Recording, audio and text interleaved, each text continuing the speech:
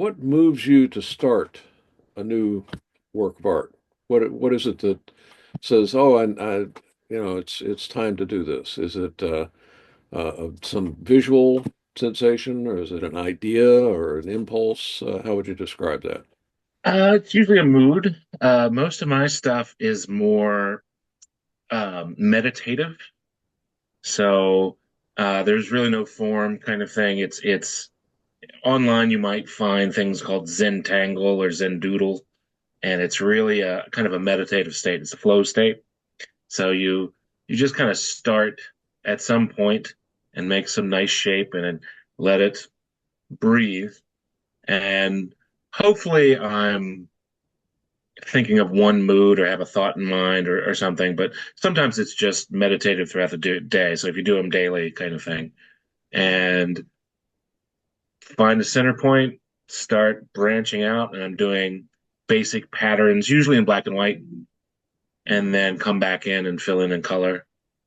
It's a fun part is when you get to about half of the page, and typically it's an 8.5 by 11 or 11 by 17 page, and you start in the middle and you're playing around and it kind of grows and you're adding to the edges of dots and stripes and cross hatching and different fun whatever is it really has to be pleasing. Halfway through it your brains wants to make a pattern, right? So it might turn into something. It's like, oh well, this is a fish or this is a guy on a beach or whatever it is. And then you're still adding to the edges and making it grow throughout the page. Uh-huh. And but you have a little bit more intent. It's like, oh well, a leg should be here, kind of thing. But I love it because it's an amorphous pattern. So it's your brain's making it. So it doesn't have to be perfect. Um, and then you just kind of let it grow from there. Kind of refine. So you really hyper focus on like a 2 square inch part. And you make that clean and satisfying. I like nice clean lines. Um, and then you move to the next 2 inch and you just keep going back and then you keep adding to the front and then you keep coming back. So it's layer upon layer upon layer to get the base design. Some people talk about some sort of ethereal movement, a muse, if you will, that kind of pushes you along the way. Do you feel like you're engaging with something outside of yourself, that there's something directing you, or are you thinking the process through? How much of it is Uh, your brain? How much? it's trying to tap into the former, absolutely, because you're trying to get in a flow state Mhm. and whatever feelings, whatever happened in your day is going to come across. So you might end up with a happy thing or an angry thing or something of that nature. And so that does come across with how fast you do the lines and how bold they are, how jagged they are, things like that. But you really try to just kind of let it spill out. Mhm. And it's really fun because I'm not truly directing it. When I stop and go back and overlay, there's more of a direction, but the initial laydown is my brain is doing something, like something forms, and I'm tapping into that flow state and the kind of the subconscious, whatever my subconscious was dealing with that day.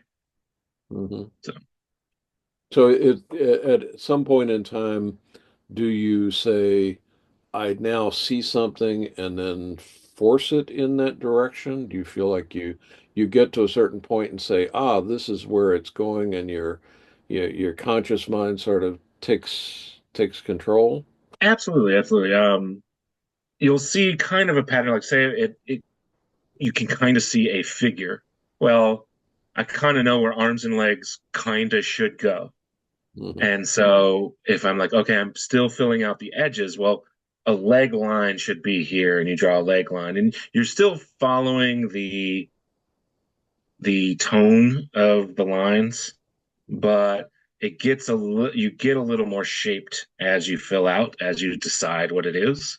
I was trying to remember when I started, and honestly can't. Yeah. I think obviously I was doodling in school, and this kind of style I'm in now, I've seen parts of it back through grade school. Hmm. Um, when I was younger, I was doing much more figures. It was more of, I'm in the drawing and this is what it is. But some of the mechanical stuff I really just fell in love with. So I found a few patterns and brushstrokes that I keep going back to. Like they keep being satisfying. Yeah. Um, there's a crosshatch pattern that I always do. There is a um, kind of swirls and different things. So you just kind of rely on that. You've done them so often, Mm. and it feels good to do them. So they just kind of they fill in when you don't have an idea. Um, so like this is a very simple pattern that I put in everything, and one day I did just keep doing this pattern. And it's the pleasing part of it. Once you find the thing, you I keep going back to stuff that is pleasing, and it works really well. Starting this one all in black and white, and then coming in colors. And one thing I've noticed I'm doing that people online are doing less of, that you'll might see a lot of mandala patterns where it's a very specific pattern and it's repeated and it's more like mosaic. Hmm. Where mine I like more non-repeating. I don't know if it's an impatience thing or it's more pleasing to me if it's broken up, so it's more organic. So you see kind of the same pattern, but none of them are the same. And your brain, I like when the brain fills in the gaps.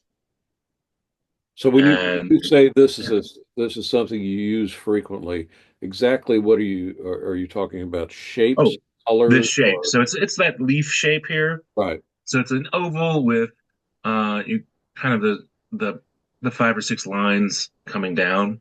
So Uh, it's very leafish, and you get to have nice thick black outlines, and you kind of really play with it, and your brain will do fun stuff with it. yeah, Uh, and then come back in color. That color part was a lot of fun. And if you're patient with the color, I tried to make all the color patterns match more or less, and sometimes they don't. Um, so it's a lot of fun. That one's a lot of fun. This is another one of those of there's certain patterns in here that I would repeat throughout. So again, I'm starting in, say I started in a center point here, and you can see there's this, the dots on a line, and then this cross, and there might be cross hatching somewhere else, like here's cross hatching here. But I'll start in here, and then I move on to the next space, and then I move on to the next space. It started forming, and I kept on this specific one.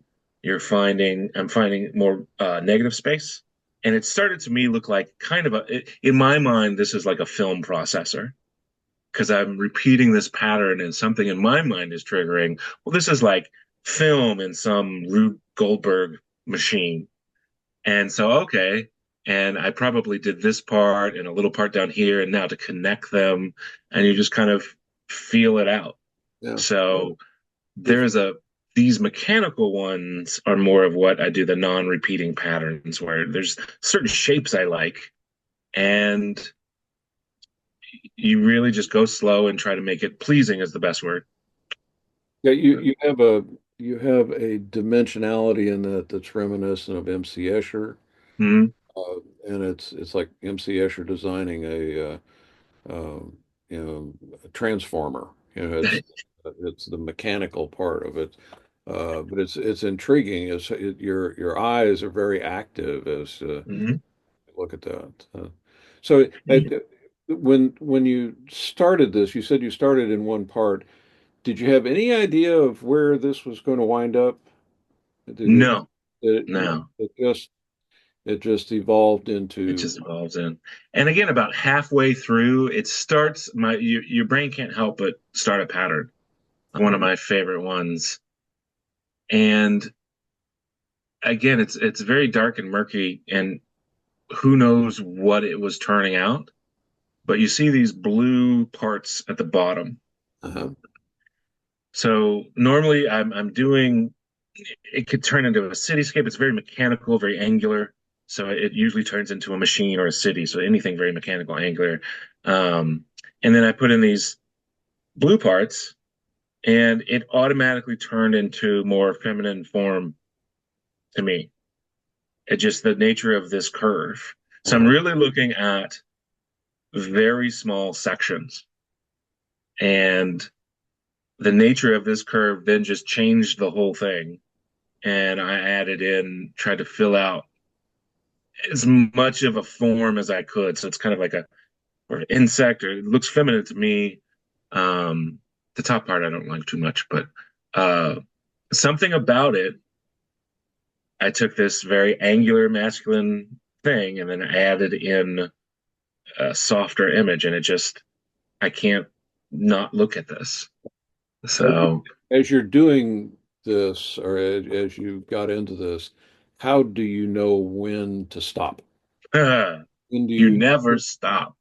Oh, no, what Uh, you did not extend this to the edge of the frame. mm, mm, So it becomes unlike some of the others, a it's not a tapestry, it's a figure. right, right.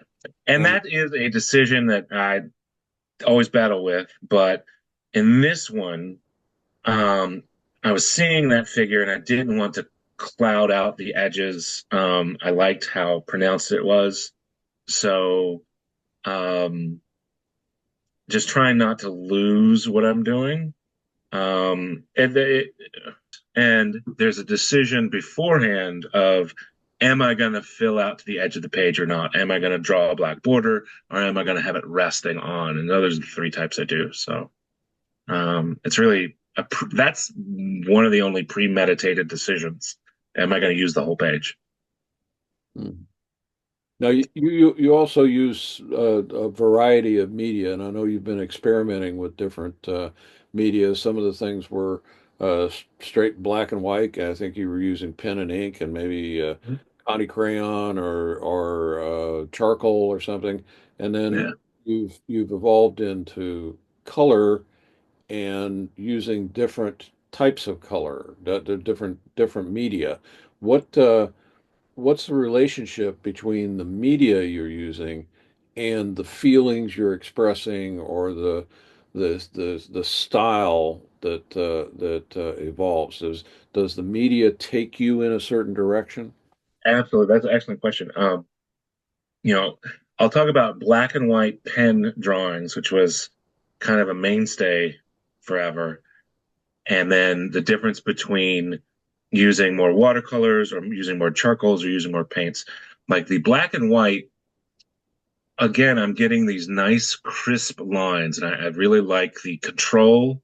Like this is very, some of these are, they look uncontrolled, but also controlled. So it's that mechanical, but it's not always angular, but it is a crisp line.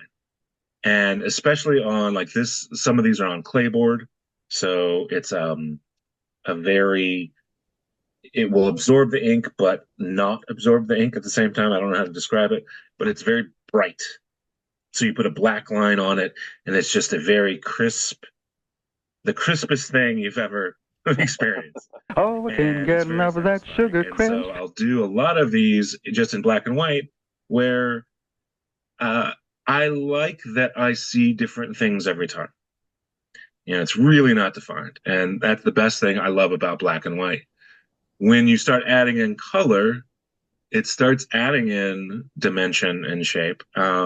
So I primarily did watercolor pens, and I did that because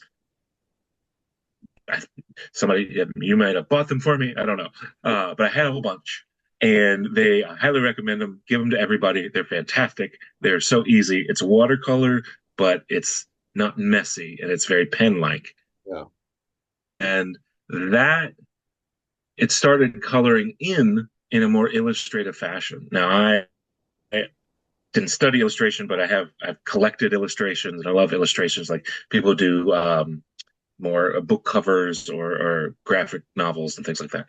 And you take these black and white images and then you start coloring in, and that was a struggle because I didn't know what it was, and now I'm committing to more of a thing. Um, if I'm putting in ink here, like this looks different than when it was just black and white. So now I've committed to a more formal pattern. Uh, when I get into other media that's a little dirtier, like this, which is pastel, which is charcoal, which is acrylic pens.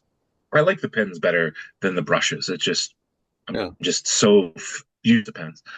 It is about brushstroke, not so much form Oh, or like in the in the black lines. It's about this clean, controlled environment. In the other stuff, it's brushstrokes, and then that makes me draw faster. mm, And I'm still not having a form in mind when I start. So it really takes more emotion. Like this one I did, this is one of my favorite ones. I did this one on a bus, and I'm just thinking of the wheel of the bus.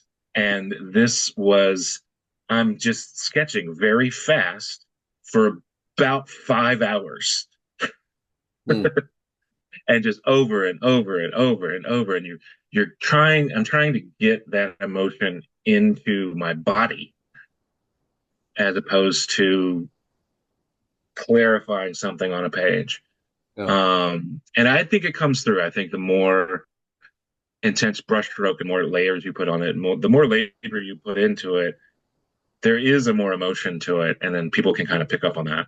Yeah. So, So the emotional response you have um, while in the act of creating the piece, how does that differ from the emotional response you have retrospectively?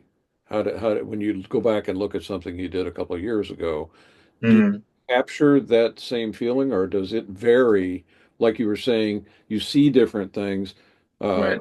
Do you feel different things as you look at things from more of a, Absolutely. Yeah, the rarely do I feel the same thing, but if I put enough effort into it, that's what keeps me looking at it.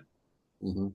This is another fun one on Clayboard that I kind of stop. A lot of mine I will stop. I never kind of finish because you get nervous about finishing, and then you're like, oh, I'm completed a message or an image or something, and I'm like, this was never about completing something. This was about doing something.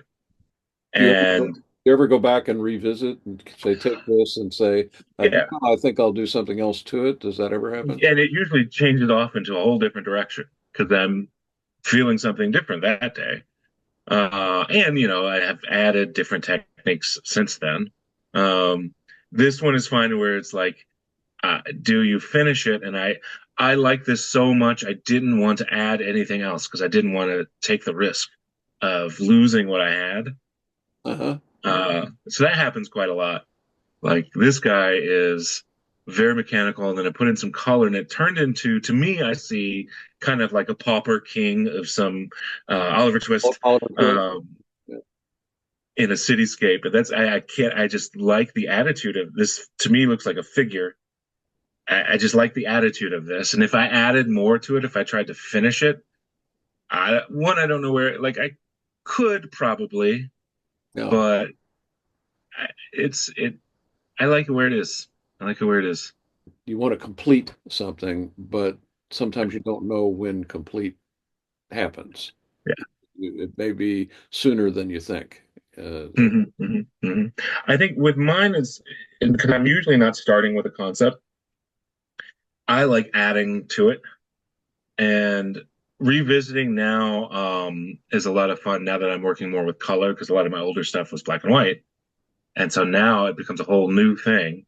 Mhm. Um, How do people that you know, I mean, outside of me and your family and others that I know, how do people respond to your work? What is, if you showed someone a stranger, if you showed someone a stranger, right. is it a, generally, is it a positive? Is it It's quizzical? it's always positive. There's like, oh, that's interesting. Like it's eye catching, and that's kind of the purpose of a lot of this is just very eye catching because every bit of part, like here's like on this example, like every little square inch I've tried to make as clean and perfect as possible. So the overall image is going to be crisp, right? And that is pleasing to every eye. Now, what they see and how they feel about it is very different. And I don't think anybody has ever seen what I see, which is still fun, which is still a lot of fun. Like Uh, I want it to catch your eye. I don't necessarily need you to see what I see.